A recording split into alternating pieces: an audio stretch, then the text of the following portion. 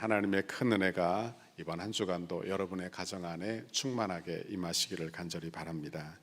오늘 우리가 봉독한 이 말씀을 가지고 거듭나야 할 인생의 제목으로 말씀의 은혜를 같이 나누겠습니다.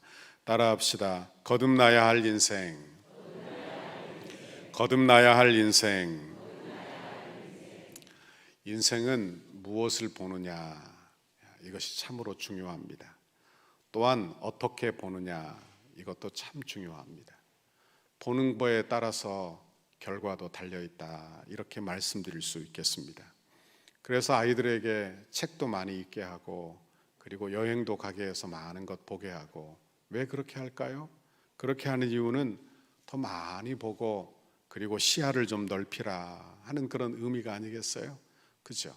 여러분, 우리가 시야가 좁으면 내 것만 바라보기 때문에 여러분 그 이상의 것을 행할 수 없다 하는 그런 뜻일 것입니다.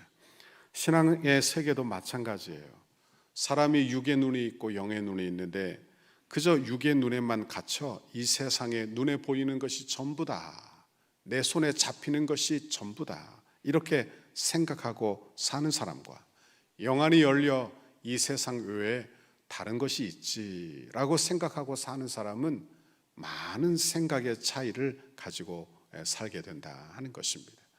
오늘 본문의 바리새인, 이고 유대의 지도자인 니고데모가 밤중에 예수님을 찾아와요. 그가 밤중에 찾아오는 이유는, 첫 번째 이유는 뭐냐?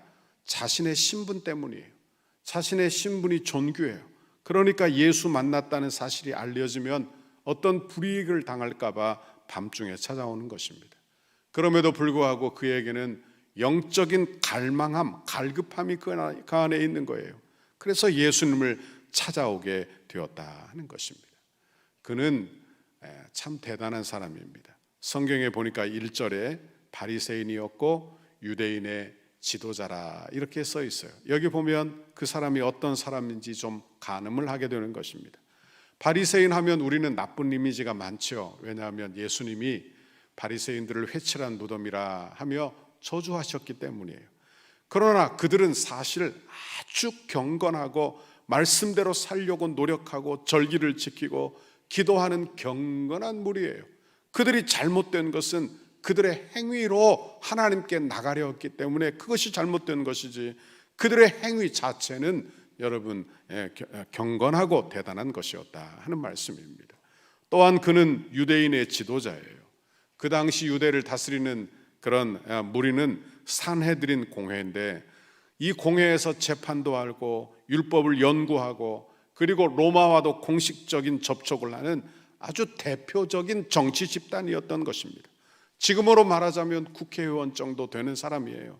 그러나 그 정도만이 아니라 정치와 종교를 다 아우르는 사람, 그러니까 아주 높은 신분에 있는 사람이 바로 니고데모였다 하는 말씀입니다. 그런 의미에서 니고데모는 예수님을 찾아올 아무런 외적인 이유가 없는 사람입니다. 부족한 것이 없어 보이는 사람. 그러나 그런 사람에게 내적인 갈망함이 있어서 뭔가 우리 주님께 찾아와 주님께 뭔가 얻기 위하여 주님께 찾아오게 되는 것입니다. 여러분, 사람은요 뭔가를 늘 추구하고 살지요. 그죠? 그러니까 내가 뭔가 손에 쥐었다 생각해도 내가 무언가를 얻으려고 늘 추구하고 뭔가를 채우려고 하는 것이 우리의 인생이다 하는 말씀입니다. 이 말은 어떤 뜻인가 하면 이런 뜻이에요. 인간은 외적인 만족으로만은 만족할 수 없다는 뜻입니다. 인간이 밥만 편리 먹고 배가 부르면 그저 괜찮다 만족하는 그런 존재가 아니라는 이야기예요. 뭔가 채워지지 않는 내적인 갈증이 우리에게 늘 있다는 말씀이에요. 겉으로 보면 좋은 직장에 다니고 인간적인 모습으로 보면 성공한 사람 같아 보여도 그 마음에 뭔가 채워지지 않은 것으로 허덕이는 사람이 이 세상에 많이 존재하고 있다고 하는 것입니다. 니고데모가 바로 그런 사람입니다.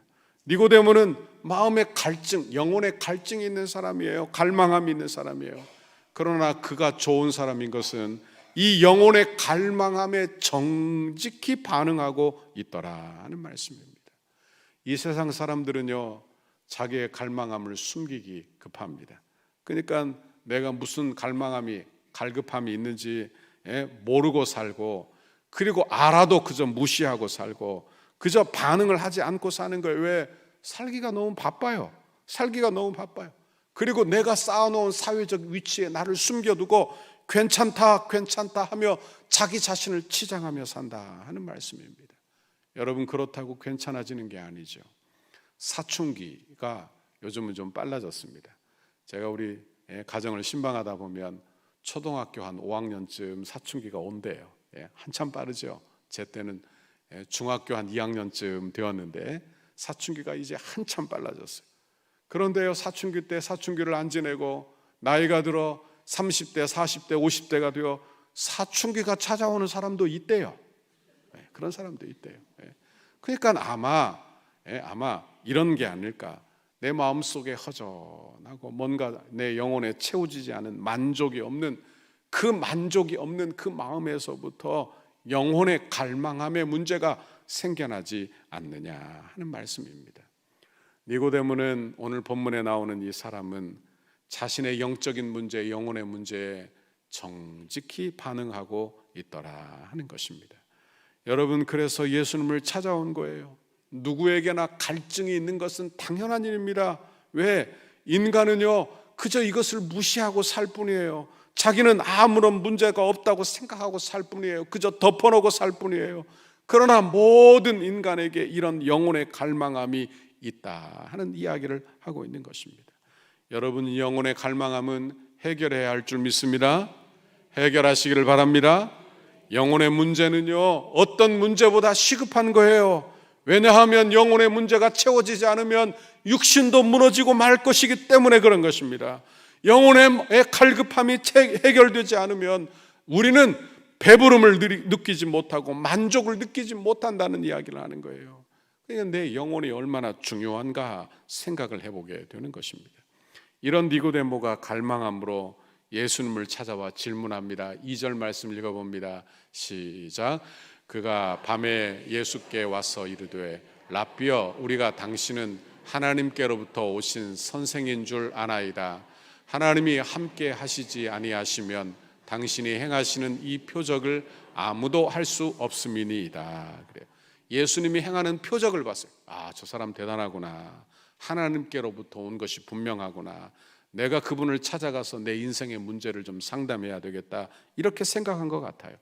그런데 예수님은 그의 이 말을 듣고 아주 단도직입적으로 핵심적인 그 문제를 이야기하는 것입니다. 3절에 보니까 예수께서 대답하여 이르시되 진실로 진실로 내게 이르노니 사람이 거듭나지 아니하면 하나님 나라를 볼 수 없느니라 그랬어요. 니고데모는 이걸 이해를 못해요.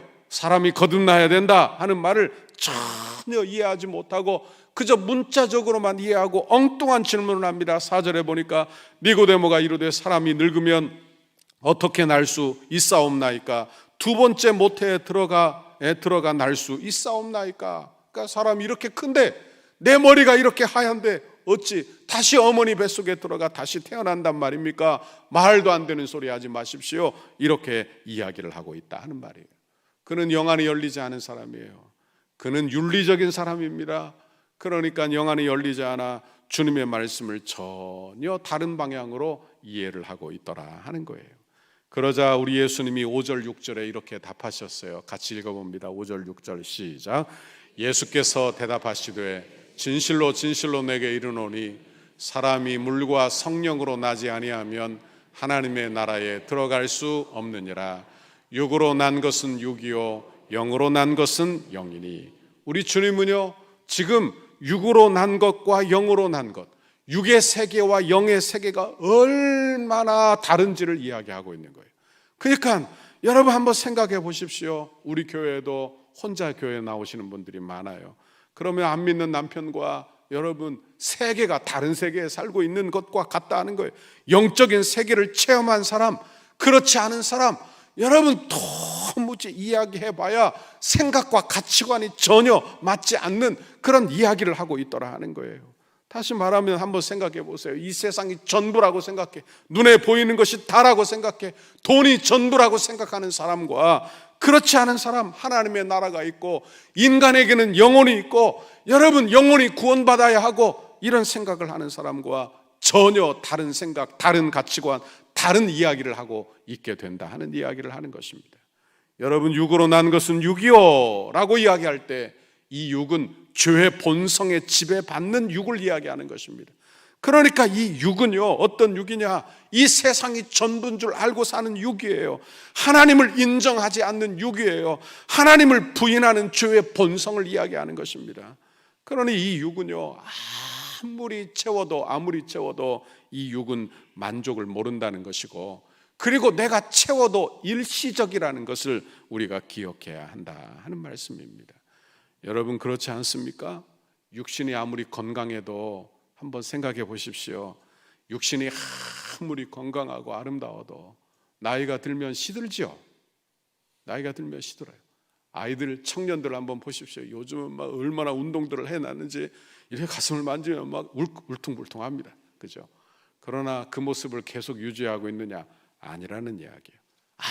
아무리 얼굴이 아름답고 예뻐도 그 얼굴을 계속 유지할 사람은 없어요. 나이가 들면 다 평준화가 되는 거예요. 그죠? 예? 평준화가 되는 거예요. 여러분, 그러나 보십시오. 영혼이 잘 되지 않으면, 그러니까 다시 말하면 대단한 재력가, 권력가, 우리가 알고 있는 대단한 재력과 권력가를 한번 생각해 보십시오. 그들도 죽고 나면, 그 영혼이 떠나고 나면 그저 땅에 묻히지 않습니까? 그저 잊혀지고 만다는 이야기를 하는 거예요. 그러니 영혼이 잘 되지 않으면 결코 인생은 행복하지 않다는 이야기요, 결코 만족을 누리지 못한다는 이야기를 하는 것입니다. 육체가 존귀한 것은 그 안에 영혼이 있기 때문인 줄 믿습니다. 그러니까 그 사람이 존귀한 것은 그 안에 영혼이 있기 때문에 존귀하다는 이야기를 하는 거예요. 그러니 여러분 보십시오. 살다가 보면 세상에서 실패하기도 합니다. 세상에서 실패하기도. 그러나 영혼의 상태가 건강하면 그 사람은 무너지지 않는 줄 믿습니다. 무너지지 않는 거예요. 그러나 그 사람이 지금 성공하는 것 같아요. 대단하게 돈을 버는 것 같기도 하고 대단한 사람 같아요. 그러나 그 영혼이 빈약하고 그 영혼이 비어 있으면 그 인생은 곧 무너질 것이다. 곧 무너지고 만다는 이야기를 하는 거예요. 왜? 빈집, 사람이 살지 않는 빈집은 어떻습니까? 빈집은요, 그냥 허물어져요. 사람이 사니까 세워져 있는 거예요. 그죠? 사람이 사니까. 빈집은 뭔가 모르게 허술하고 빈집은 계속 허물어져 가고 있다 하는 말씀이에요. 6절 7절에 보니까 육으로 난 것은 육이요 영으로 난 것은 영이니 내가 내게 거듭나야 하겠다 하는 말을 놀랍게 여기지 말라 그랬어요. 하나님은, 우리 예수님은 우리 모든 인생이 거듭나야 할 것을 말씀하고 있는 것입니다. 여기서 거듭난다는 표현을 잘 이해해야 돼요. 우리가 이 요즘 정치가 너무 안 좋으니까 우리가 말할 때 우리나라 정치가 좀 거듭나야 돼, 이 말은 좀 더 나아져야 되고 갱신되어져야 된다는 이야기. 회사가 잘 운영이 안 돼, 그러니까 사장이 하는 말, 우리 모두 다 거듭납시다, 이 말은 좀 더 좋은 사원이 되자는 이야기예요. 그러나 예수 믿는 사람들, 성경에서 말하는 거듭난다는 이야기는 그런 이야기가 아니에요. 재정비합시다, 그런 이야기도 아니고 수정하여 더 좋은 단계로 나갑시다, 그런 이야기가 아니에요. 획기적인 방법을 추구합시다, 이런 이야기도 결코 아니에요. 여러분, 성경에서 말하는 거듭난다는 말은 근본적인 변화를 이야기하는 거예요. 근본적인 변화. 여러분, 예수 믿는 것은 도덕적으로 좀 더 나은 사람이 되자, 이런 이야기가 아닙니다. 이런 이야기가 아니에요. 우리 인생은 다 죄인이에요. 그러므로 좀 더 나은 사람이 되어 어떻게 되는 게 아니라 우리는 성령으로 거듭나 새 사람으로 태어나야 할 줄 믿습니다. 이게 예수 믿는 거예요. 이게 예수 믿는 거예요. 그래서 고린도후서 5장 17절에 보니까 그런즉 누구든지 그리스도 예수 안에 있으면 새로운 피조물이라, 이전 것은 지나갔으니 보라 새 것이 되었도다 그랬어요. 우리 인간은요, 본질상 진노의 자녀죠. 여러분, 내 안에서 선한 것이 없어요. 타락하고 부패한 존재라요. 그러니 이런 죄인이 좀 더 나은 사람이 되어서 될 것이 아니라, 우리 죄인은 여러분, 내 안에 새 생명이 주어져야 한다는 거예요. 내 안에 천국의 생명이 주어져야 한다는 거예요. 하나님의 나라의 생명이 주어져야 한다는 거예요. 그러니까 존재론적인 변화를 이야기하고 있다 하는 말씀입니다. 여러분, 이런 거듭남의 축복이 여러분에게 임하시기를 간절히 바랍니다. 교회 오면 성도들이 제게 그래요.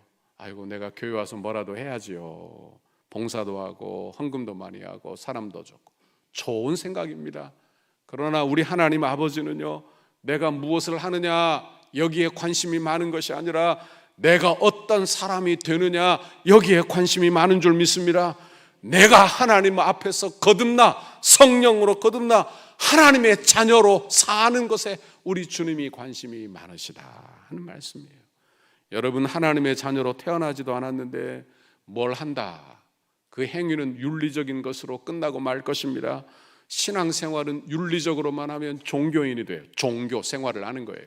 여러분, 신앙생활은 종교생활이 아니고 거듭나 하나님을 섬기고 예배하는 신앙생활을 해야 할 줄 믿습니다. 그러니 거듭나지 않으면요, 신앙생활의 출발도 떼지 못한 거예요. 한 걸음도 나가지 못한 것이라 말씀드릴 수 있는 거예요. 여러분, 새로운 생명이 내 안에 들어와 내 안에 새로운 생명의 그런 생명이 우리 안에 주어지고 내 눈이 영적으로 띄어야 할 줄 믿습니다. 이걸 다른 이야기로 하면 회심이라고요. 회심. 여러분, 회심의 은혜가 여러분 안에 꼭 있기를 간절히 바랍니다. 회심이 꼭 있어야 한다는 거예요. 한국 초대교회사에 이성봉 목사님이라는 분이 계십니다. 이 목사님은 저렇게 생겼어요. 이 목사님은 한국의 무디라고 불릴 만큼 아주 부흥회를 아주 잘 인도하셨던 귀한 목사님입니다. 그런데 이 목사님은 어머니가 먼저 신앙생활을 하셨대요. 그래서 신앙생활을 하며 이 이성봉도 교회 나와 신앙생활을 했어요. 그런데 너무너무 가난해. 찢어지게 가난해. 그러니까 상급학교에 진학을 못하게 된 거예요. 그러니까 이 이성봉이 마음이 삐뚤어지기 시작했어요. 우리 아버지가, 우리 어머니가 나를 상급학교에 진학해 주지 못하니까 실망하고 마음이 삐뚤어졌어요. 여러분, 우리의 마음을 잘 잡아야 하는 거예요. 마음이 삐뚤어지자 부모를 향하여 반항하기 시작했어요. 교회를 가봐야 무슨 필요가 있냐 생각을 했어요. 그리고 술에 빠져 술만 마시고 살기 시작했다고 하는 것입니다. 어머니는 이 이승봉의 마음을 잡기 위해 장로님 딸을 소개해서 결혼도 하게 했어요. 그러나 마찬가지였어요. 변하지 않아요. 변하지 않아요. 그리고는 이 이성봉은 독립운동도 하고 감옥에 잡혀가기도 하고 나오기도 하고 이런 일을 하다가 21살이 되던 해 주일날 교회 가지 않고 리어커에 과일을 잔뜩 사가지고 평양에 가 장사를 했어요. 장사를. 그리고 돈을 벌어 그 돈을 가지고 술집에 들어가 그냥 허랑방탕하고 친구들과 그저 실컷 술을 마시고 그렇게 집으로 돌아오는 길이었다고 합니다. 그러다가 돌부리에 걸려 넘어졌어요. 그래서 허벅지를 다치게 되었는데 별일 아니다 이렇게 생각하고 집에 갔는데 점점 다리가 아프기 시작하는 거예요. 결국에는 일어서지도 못했어요. 3년간 일어서지도 못하고 누워서 대소변을 받아내는 그런 지경이 되었습니다. 그런데도 마음이 강팍해서 예수 영접하지 않는 것, 마음이 얼마나 딱딱한지 돌처럼 굳어져 있어서 예수를 믿지 않겠다고 고개를 흔드는 거예요. 그러다가 죽음의 문턱까지 가게 되었다고 합니다. 그리고는 그가 눈물로 회개하고 예수 그리스도의 십자가를 영접한 줄 믿습니다. 그리고 나서 그가 예수 영접하고 성령으로 거듭나 병이 낫고 유명한 그런 부흥사로 목사로 복음을 전하며 살았다는 그런 이야기가 있는 것입니다. 여러분, 영적으로 거듭나는 것 성령의 역사로만 가능한 줄 믿습니다. 내 노력이 아니에요. 내가 노력해서 될 일이 아니에요. 성령이 내 안에 들어오셔서 성령의 거듭남의 역사가 성도에게 꼭 필연적으로 있어야 한다 하는 말씀입니다. 그러면 성령으로 거듭나면 어떤 일이 일어나는가? 왜? 우리가 스스로 거듭나지 못하니까 성령으로 거듭나면 어떤 일이 일어나는지를 보면 알게 되는 것이죠. 성령으로 거듭난 사람은 보는 것이 달라지는 줄 믿습니다. 보는 게 달라지는 거예요. 어제 이 보던 것이 성령으로 거듭난 역사를 경험하고 나면 완전히 다른 것으로 보이게 된다는 거예요. 내적인 변화가 일어나 이제 그 전에 좋았던 것이 싫어지기도 하고 싫었던 것이 좋아지기도 하는 거예요. 그래서 여러분 하나님을 바라보게 하더라 하는 것입니다. 그 중에 특별히 죄에 대한 태도가 달라지는 줄 믿습니다. 죄에 대한 태도가 달라지는 거예요. 전에는 교회 나와 당신이 죄인입니다, 당신은 회개해야 삽니다. 그러면 내가 무슨 죄를 졌어? 그러면 마음이 기분이 나쁘고 화가 났는데 이제는 그 죄를 인정하는 사람이 되는 거예요. 내가 죄인입니다, 나 같은 죄인이 없습니다. 그리고 내 죄를 받아들이기 시작하는 거예요. 그리고 회개의 눈물을 흘리게 된다는 말씀이에요. 전에는 내가 기준이 되어 다른 사람을 판단하고 비판하던 사람이 죄에 대한 인식이 내 안에 들어오자 나 같은 죄인이 없는 거예요. 나같이 악한 죄인이 없는 거예요. 그러니까 엎드려 회개하며 여러분 사랑하는 사람, 용서하는 사람, 십자가를 붙드는 사람이 된다 하는 말씀입니다.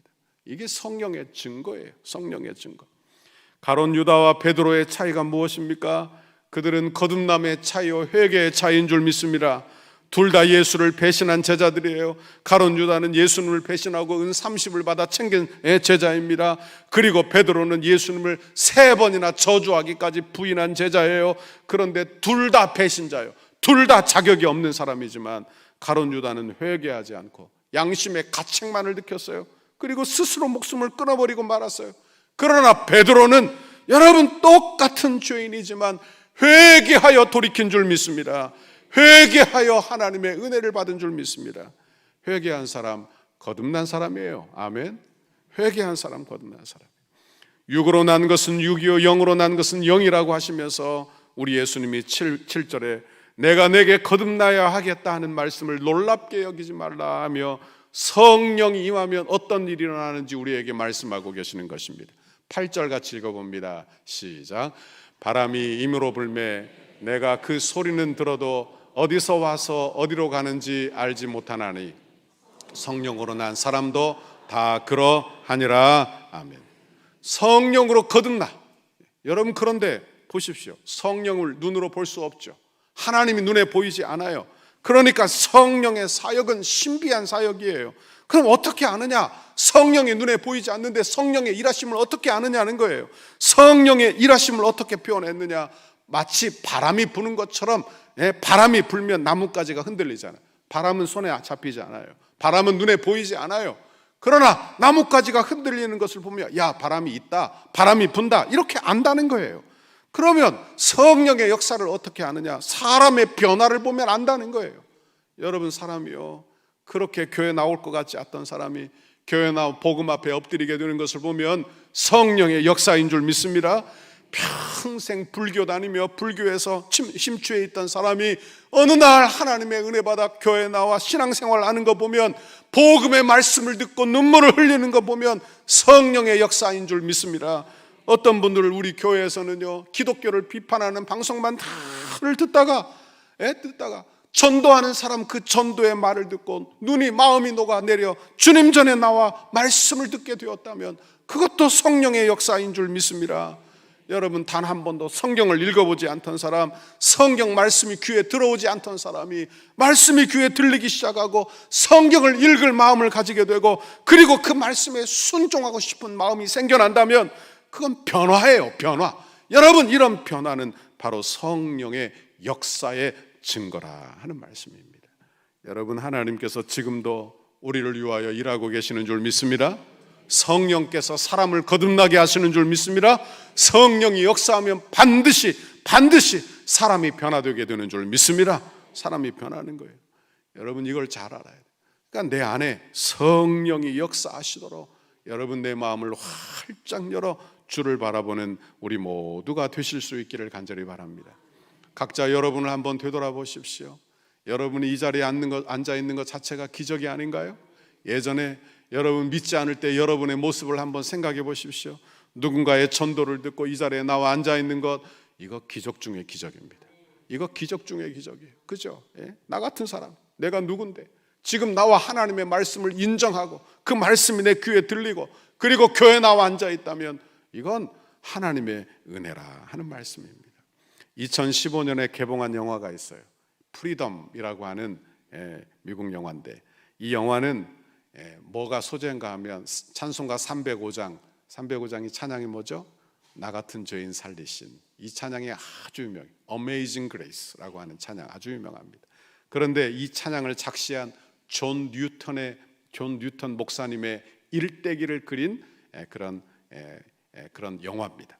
그런데 이 영화는 두 사람이 나와요. 등장인물 주인공이 두 사람입니다. 하나는 존 뉴턴이라고 하는 사람. 이 사람은 어떤 사람인가 하면 노예선의 선장이에요. 노예선의 선장. 그러니까 노예선의 선장으로 돈을 벌기 위해서 별짓을 다 하고 산 사람, 그렇게 악한 일, 그런 일들을 하고 산 사람.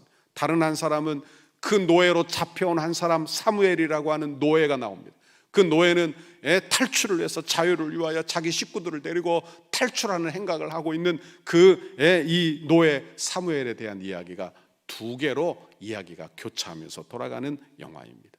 그런데 어느 날 노예를 장사하기 위하여 노예를 잔뜩 싣고 가다가 큰 폭풍을 이 존 뉴턴이라는 사람이 만나게 된 거예요. 그리고는 어려움 당하니까 뭐 하겠어요? 사람도요, 큰 어려움 당하면 하나님 앞에 엎드려 기도하는 줄 믿습니다. 하나님 앞에 엎드려 기도하는 거. 하나님 도와주십시오. 내게 긍휼을 베풀어 주십시오. 하나님 살려주십시오. 그렇게 기도한 거예요. 그리고 그 배가 안전하게 미국에 도착하게 되었다는 거예요. 그 이후에 이 존 뉴턴이 회심하여 목회자가 되고, 여러분이 알고 있는 찬송가 305장 나 같은 죄인 살리신 어메이징 그레이스, 전 세계 사람들이 다 아는 이 찬양을 작시하게 되었다 하는 말씀입니다. 여러분, 그런데 여기 노예 사무엘, 노예 이 사무엘도요, 어떻게 회심하느냐? 탈출해서 하나님을 거부하고 하나님을 부인하고 죽을 위기를 넘기고, 그러며 그가 결국에는 회심하게 되는 영화. 그러니까 이 영화는 어떤 이야기를 하고 있는가 하면 이런 이야기를 하고 있어요. 고난의 순간에 그가 노예 선장이든 그가 노예이든 관계없이 고난의 순간에 하나님의 은혜를 경험했다. 그게 Amazing Grace, 하나님의 은혜다. 하나님의 대단한 하나님의 은혜라는 거예요. 여러분, 이 은혜를 밝히 드러내는 영화, 좋은 영화입니다. 여러분, 우리에게도 하나님의 은혜가 임한 줄 믿습니다. 우리가 구원받은 것은 Amazing Grace, Amazing Grace, 놀라운 은혜라고 하는 것입니다. 원하기는 이 자리에 있는 모든 분들이 하나님의 은혜 받아 여러분 구원 얻어 거듭나는 축복과 은혜를 경험하게 되기를 간절히 바랍니다. 사랑하는 성도 여러분, 아직도 여러분의 마음속에 채워지지 않은 갈증이 있습니까? 여러분 마음이 힘든 분이 계시면 그 영혼에 정직히 반응하는 여러분 되시기를 간절히 바랍니다. 어떤 분은요, 체면 때문에 교회는 못 나오는 분들도 계세요. 어떤 분은 집안에 내가 장손인데 내가 나가면 제사를 어떻게 할까 이렇게 생각하며 반응하지 못하는 분들 계세요. 그러나 내 영혼에 정직히 반응하면 니고데모를 찾아오신 예수님, 니고데모를 만나주신 예수님이 여러분도 만나주실 줄 믿습니다. 내 가족도 만나주실 줄 믿습니다. 그러니 이 세상의 것을 좀 내려놓아야 하는 거예요. 내려놓아야 하는 것, 체면도 좀 내려놓고, 나를 치장하던 것도 내려놓고, 이 세상적인 것을 내려놓고 내 마음을 활짝 연다면 그분이 내 안에 들어와 나를 이끌어 하나님의 나라로 인도하실 줄 믿습니다. 하나님의 자녀 삼아주시는 줄 믿습니다. 구원이 멀리 있는 게 아니에요. 어떤 분은요, 구원을 얻기 위하여 돌을 닦아야 된다. 아닙니다. 아니에요. 여러분, 구원 얻기 위하여 하늘 위로 올라가, 성경에 나오면 그런 구절이 나와요. 하늘 위로 올라갈 필요도 없어요.